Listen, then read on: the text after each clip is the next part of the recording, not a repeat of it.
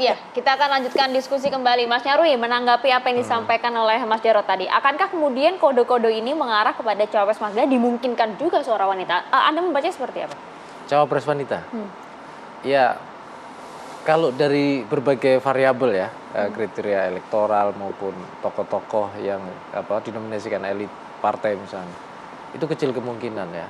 Misalnya gini, siapa sih tokoh potensial misalnya dari perempuan ya yang menjadi cawapres? Religius NU. Ya dari NU ada Mbak Khofifah misalnya. Tapi pertanyaannya kan dari sisi elektoral juga belum papan atas di cawapres misalnya. Terus juga dari endorsement partai juga belum terlalu kuat kan gitu. Nah ini juga salah satu variabel lain gitu ya. Nah belum lagi kalau misalnya begini, kalau kejutan misalnya. Cawapresnya ini contoh kejutannya agak ekstrim sih. Cawapresnya Mbak Puan misalnya. Kan tadi yang ditanya perempuan misalnya ya kan nggak mungkin PDIP menominasikan capresnya dari PDIP kemudian cawapresnya PDIP karena semangatnya PDIP misalnya kan pengen menggandeng seluas mungkin. Ada kemungkinan koalisi besar itu ya. Iya kan gitu. Saya kira gini, lepas dari kejutan-kejutan ini kan kejutannya sebenarnya bukan hanya siapa yang hadir saja atau nama-nama cawapres juga yang nanti akan diumumkan. Tapi saya sendiri itu juga mungkin akan penasaran apa yang akan disampaikan dalam komunikasi politik ya. Apa yang disampaikan oleh masing-masing tokoh yang hadir. Contoh misalnya, nanti Mas Ganjar mau statement apa, Bu Mega sendiri juga termasuk, Mbak Puan juga gitu ya. Termasuk juga nanti Pak Jokowi juga kan, Pak Jokowi diundang juga kan untuk memberikan pidato misalnya. Jadi itu juga kejutan, belum lagi siapa yang mungkin bukan hanya yang hadir loh ya, yang tidak hadir juga kan. Itu juga mungkin kalau kejutan yang menarik memang kalau misalnya contoh ya, kalau dari 10 nama misalnya itu menjadi 5 misalnya. Itu contoh kejutan dengan berbagai kriteria ya. Jadi kejutan juga banyak kemungkinannya gitu. Atau mungkin kejutan ya nama-nama yang digadang-gadang cawapres duduknya di depan gitu kan. Kan kita nggak tahu kan nanti. Betul Pak Yu. Oke, sebelum saya ke Mas Jarod lagi, ke Prita Zega lagi ya untuk menyampaikan persiapannya sampai sejauh ini bagaimana di GBK. Dan sudah siapa-siapa saja yang hadir mungkin? Ya, Zega. Elit PDIP. Oh, belum, nanti ya kami hadirkan kembali Prita Zega. Tapi saya langsung ke Mas Jarod itu. Mas Jarod tadi kan konteks dalam peringatan di bulan Bung Karno ini sudah Anda jelaskan gitu. Kejutan nanti dilihat sajalah gitu. Ini pertanyaan juga dari saya. Satu yang tadi, apakah satu cawapresnya mungkin dari perempuan gitu. Yang kedua, apakah kejutannya sesuai dengan mimpinya Pak SBY yang kemarin di-tweet gitu, Mas Jarod? Akan gandengan bareng-bareng nanti di GBK. Jadi kita itu kan berpikirnya kok sifatnya lebih praktis begitu ya, bukan substansial ya. Makanya yang ditunggu-tunggu itu kan kejutannya siapa bakal calon wakil presiden gitu kan. Tapi sebetulnya kita berpikir lebih besar daripada itu. Bagaimana Indonesia ke depan, bagaimana keberlangsungan atau keberlanjutan apa yang sudah diletakkan oleh Pak Jokowi. Ya, mimpi kita tentang Indonesia Raya itu seperti apa, kan gitu kan.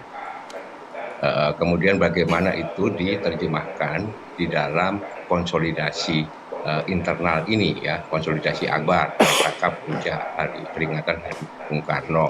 Bagaimana kita bisa meneladani apa yang sudah diletakkan oleh Pak Bung Karno, oleh Ibu Mega, oleh Pak Jokowi, dan nanti insya Allah akan dilanjutkan, diteruskan oleh Mas Ganjar gitu ya. Nah, kalau kita berbicara praktis tentang misalnya siapa bakal calon wakil presiden, saya balik bertanya, Pak Prabowo itu sudah 9 bulan loh declare sebagai calon presiden, wakil presidennya juga masih belum jelas. Ya, Mas Anies itu sudah 7 bulanan ya. Nah, bakal calon wakil presidennya juga belum jelas kan gitu kan. Mas Ganjar kan baru 2 bulan, maka butuh tadi disampaikan oleh Mas Darwis ya, kita akan menghitung bagaimana aspek elektoralnya, bagaimana apakah sesuai dengan visi yang ke depan untuk bisa meneruskan apa yang sudah diletakkan oleh Pak Jokowi gitu loh ya. Jadi sifatnya lebih seperti itu, dan ditunggu saja lah yang sabar gitu loh. Ya udah, kalau kejutannya sih kita akan tunggu, kita akan lihat langsung nanti siang begitu ya, apakah sesuai dengan yang ada di benak kita semua atau tidak. Nah, tapi pertanyaannya begini Mas Jarod, dimungkinkan tidak sih kali ini nanti pasangan dari Mas Ganjar ini akankah berasal dari golongan partai politik ataukah non parpol? Kita ingat betul Pak Jokowi pada saat itu pernah dengan Pak JK dan kali ini bersama dengan Kiai Haji Ma'ruf Amin. Untuk kali ini seperti apa? Ya itu kan dihitung, dikalkulasi ya. Kemudian oleh Ketua Umum akan dibicarakan tentu saja dengan ketua-ketua umum partai politik yang sudah bekerja sama. Didiskusikan dengan Mas Ganjar sebagai calon presiden, kemudian juga mendapatkan masukan dari Pak Jokowi, dan yang lebih penting lagi adalah bagaimana suara dari akar rumput ya. Pasti Ibu Mega juga akan mendengarkan suara dari akar rumput itu seperti apa, sehingga artinya dimungkinkan juga dari non parpol ya Mas Jarot? Di mana? Artinya dimungkinkan juga dari non parpol?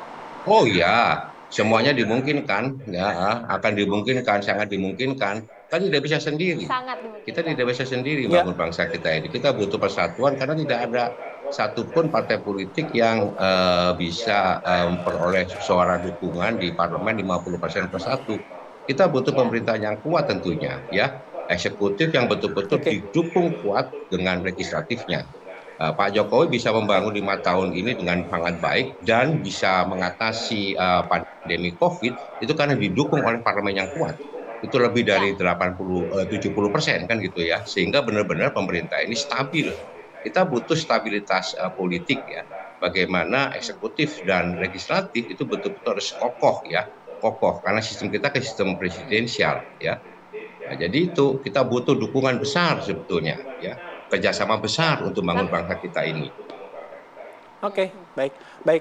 Mas, kita ke Prita Zega ya, sudah berada di dalam Gelora Bung Karno untuk kembali menyampaikan persiapan acara PDIP pada siang hari ini. Zega.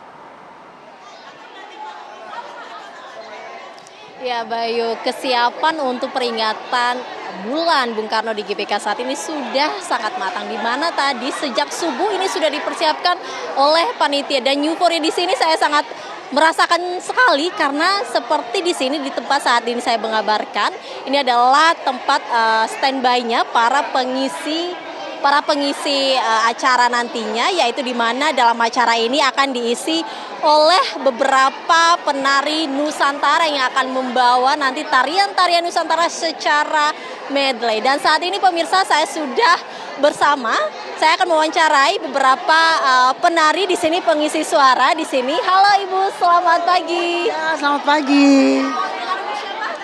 Saya Eta. Saya Rini. Ini Ibu dari organisasi mana nih Bu? Saya dari Formasi.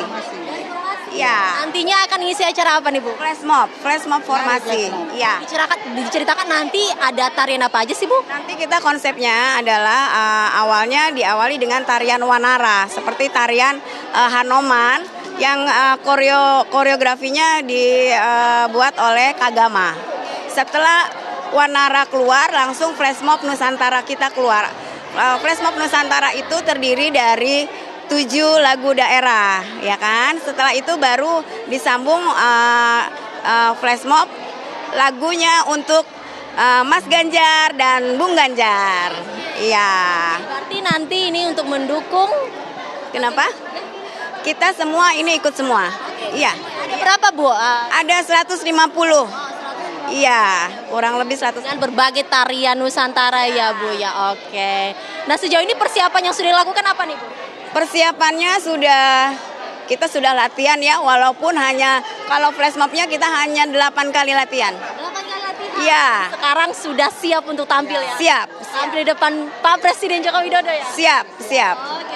Terima kasih banyak Bu, semoga berhasil Ibu. Yang berikut saya akan mewawancarai satu lagi pemirsa, ini adalah beberapa anggota yang ikut juga. Halo, dengan Ibu siapa? Ibu Rani. Oke, dari mana nih Bu? Kita dari Formasi, kita bergerak di flash mob di Sumatera Utara, Batak. Nanti akan membawa apa Ibu tariannya? Sumatera Utara ya? Sumatera Utara, tariannya Tortor. Oh, modern. Tortor modern. Ada berapa anggota nih Bu? Kita 16 orang. 15 orang. Persiapan yang sudah dilakukan sejauh ini bagaimana? Untuk melakukan persiapan saat ini memang cukup sangat melelahkan, tapi kami semua merasa happy, bahagia karena bisa mengikuti, bisa bergabung dalam Haul Bung Karno. partisipasi ya. Berarti sudah siap untuk tampil. Siap lahir batin. Salam. Salam kecil, semoga berhasil semuanya Ibu. Ya pemirsa, seperti itu tadi kemeriahan di peringatan Bulan Bung Karno di tempat tadi saya mengabarkan. Memang sangat senang sekali pemirsa untuk mengisi acara untuk peringatan Bulan Bung Karno untuk pagi ini pemirsa. Demikian. Ya, terima kasih Pita Zega dengan kemeriahan langsung dari GBK Senayan. Kalau begitu, itu tadi kemeriahan yang digambarkan, Mas. Tapi apa yang kemudian diharapkan juga oleh Mas Nyarwi selaku untuk melihat ya nanti komunikasi politik yang akan dimunculkan dalam acara ini akan seperti apa oleh PDIP? Ya, momen-momen seperti acara di GBK ini kan momen penting bagi partai ya, khususnya PDIP. Menurut saya ini kan masa-masa pilpres ya.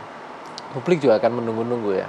Selain misalnya soal argumen misalnya dari nama-nama yang dimunculkan apa potensinya, itu kan publik juga punya tahu alasan misalnya menominasikan nama. Kita kan baru tahu nama-nama tapi alasannya misalnya dengan prioritasnya belum. Terus kemudian yang kedua juga saya kira visi dibalik misalnya pengennya itu dengan memunculkan nama-nama ini partai PDIP dan koalisinya misalnya itu apa strategi realnya atau bayangannya visinya di masa depan.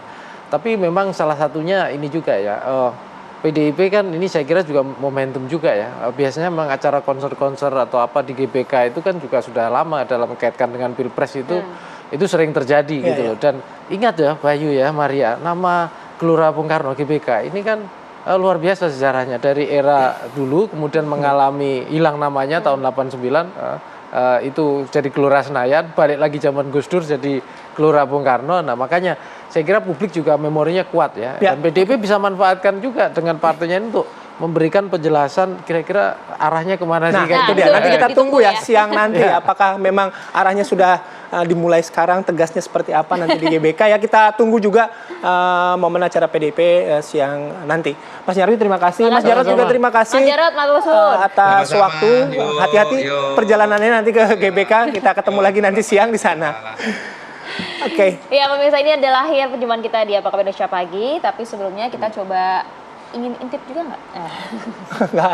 Oke, intip harus Senin sampai Jumat aja. Nah itu dia. Jadi hari ini kita langsung pamit undur diri aja lah ya Pak ya. Saya Maria Segaf. Saya Bayu Andrianto, terima kasih atas kebersamaan Anda. Selamat pagi dan sampai jumpa.